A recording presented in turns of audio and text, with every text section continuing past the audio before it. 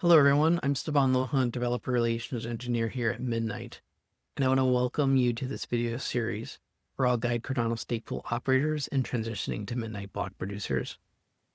In this tutorial, we'll dive into the Midnight block production, the Midnight testnet, which is a partner chain to the Cardano preview testnet, and explore the steps to become a Midnight block producer. If you are not a Cardano stateful operator, or SPO for short, then we also have a complementary documentation to run your first Cardano SPO and the preview testnet. You'll find a link to that in the video description. Now, Midnight block producers are the backbone of the Midnight network. They validate transactions, secure blocks, and maintain the blockchain's integrity and continuity.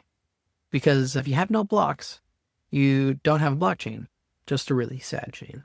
So given this critical role, we strongly recommend having deep expertise in Cardano stateful operations, system administration, networking, or similar experience. If you're new to this, don't worry, follow along, check out the detailed documentation linked in the video description, and join the Midnight Community Discord. There you can ask questions and chat with other Midnight block producers.